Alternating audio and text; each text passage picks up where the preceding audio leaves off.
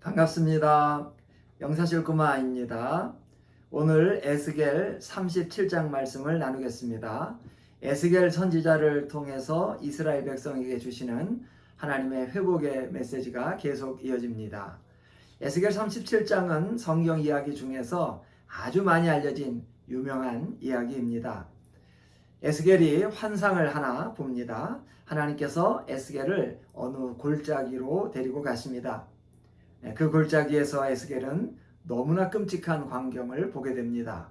온 골짜기가 사람의 뼈로 뒤덮여 있습니다. 아무리 환상 가운데 보는 모습이라 해도 이런 광경을 보고 두려움과 혐오를 느끼지 않을 사람은 없을 것 같습니다. 경악하고 있는 에스겔에게 하나님께서 묻습니다.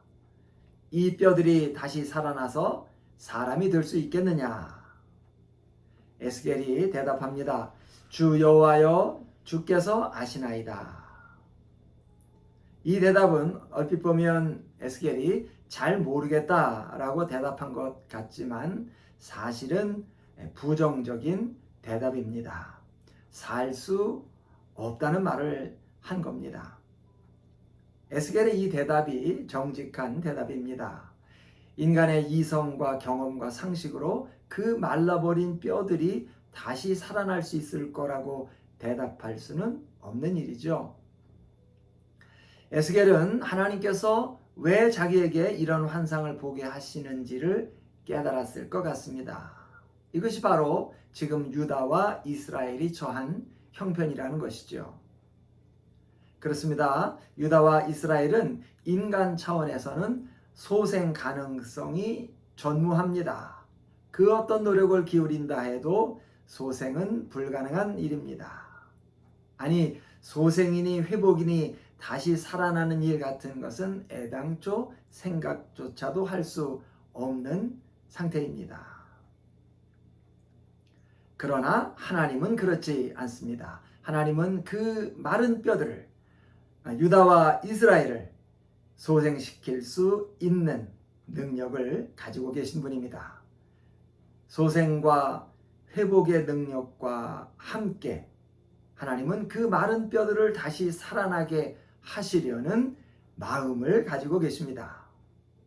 그 소생과 회복의 계획을 오늘 에스겔에게 알려주시고 미리 보게 하십니다.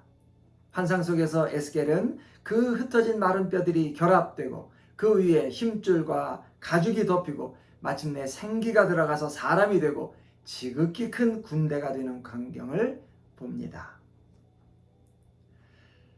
마른 뼈와 같은 형편 가운데 있는 것이 비단 과거 유다와 이스라엘만은 아닐 것 같습니다.